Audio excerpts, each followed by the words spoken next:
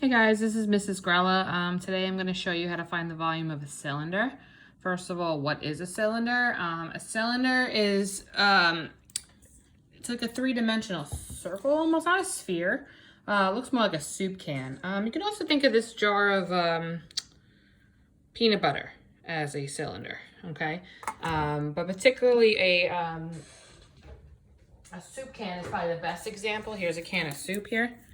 And you can see like the base is a circle. If it's just like the cap of the soup can, that's a circle. And then it has a certain height that makes it three-dimensional, so you can actually put the soup in. It's flat, so it's not flat. It's three-dimensional. All right. So it says here, what is the volume in cubic meters of a cylinder with a height of 20 meters and a base radius of 4 meters to the nearest tenth place? All right. So again, if you picture a cylinder, it has, and I'm going to do my best at drawing this, has circular base, but it also has like a height, okay? So that's my soup can. It's not the best drawing, but that's okay. Again, it said it has a height of 20 and a base radius. So the base is like the bottom, and these are the same, by the way, so you could put it either there or there, it doesn't matter. The radius, remember, is halfway, so the base radius of 4. So that's like what the picture would look like.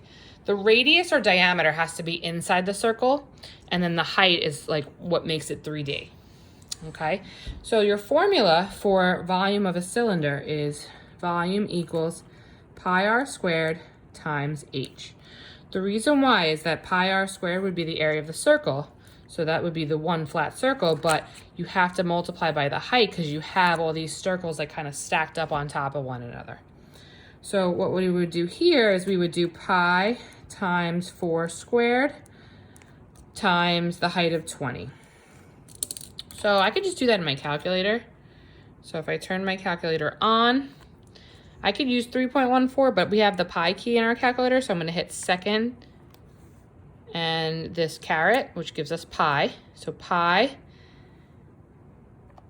r, which is 4, squared times 20, which is the height. All right, so that gives us our answer. Because we're using pi, we're going to have a decimal. So we have 1005.309,649.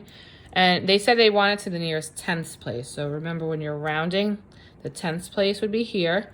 If you look to the right, it's less than 5, so it would stay the same. So it would be 1005.3, and that was in meters, so meters cubed because it's volume. All right, you have two radius times radius, 4 times 4, or 4 squared, and then you have the height, so it's really a three-dimensional figure. So that would be your answer. I don't think you need to put the units into delta. The units are actually already there, so I would just type in 1005.3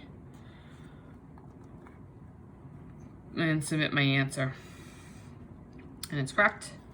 And I can go on to my next question. I want to also do a question where they give you the diameter. So we'll do one like that as well. So it says in this problem, a cylinder, so again, that soup can picture, has a base diameter of 10 inches and a height of 19 inches.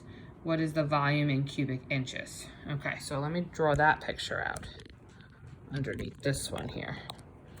So that one, again, my picture, it has a base diameter. So not just from here to here, the whole thing is the diameter. So the diameter is 10, so that's the whole thing.